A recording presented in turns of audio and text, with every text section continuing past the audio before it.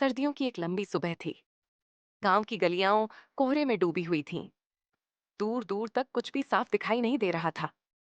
बस कभी कभी किसी गाय की घंटी की आवाज आती तो लगता जैसे गांव जाग रहा हो।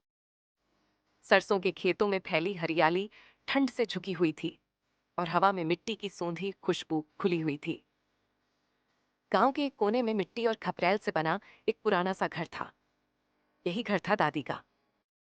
दादी हर सर्दी की सुबह सबसे पहले उठती थी। आज भी उन्होंने अंधेरे में ही आंखें खोल दी। पास में रखी लकड़ी की खाट से उठते हुए उन्होंने अपनी ऊनी शॉल कंधों पर डाल ली। आंगन में रखा चूल्हा ठंड से बुझा हुआ था। दादी ने धीरे धीरे लकड़ियां जमाई और फूंक मारकर आग जलाई। आग जलते ही ठंडी हवा में हल्की सी गर्माहट फैल गई। दादी की झुर्रियों भरी हथेलियां आग के पास आते ही कांपना बंद कर गई।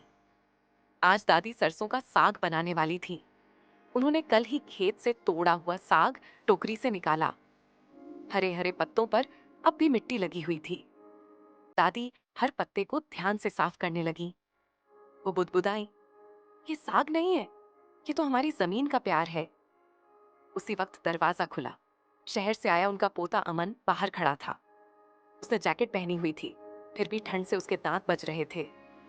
दादी, यहाँ तो बहुत ठंड है। दादी मुस्कुराई। ठंड नहीं होगी तो साग कैसे पकेगा बेटा। अमन पास आकर चूल्हे के पास बैठ गया।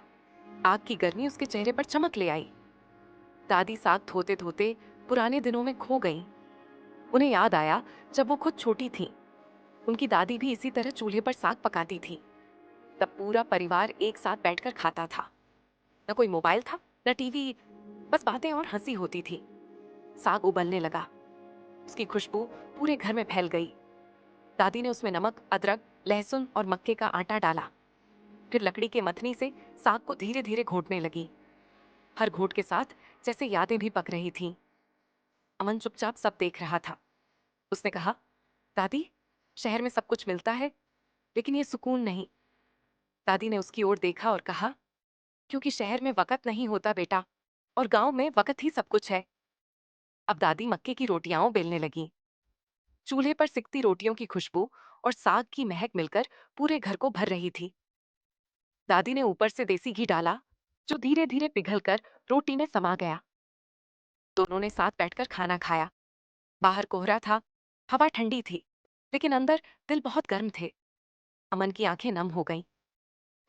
दादी, मैं अब हर सर्दी गांव आया करूंगा। दादी ने मुस्कुराकर कहा, मैं हर सर्दी तेरा इंतजार करूंगी, और साग भी।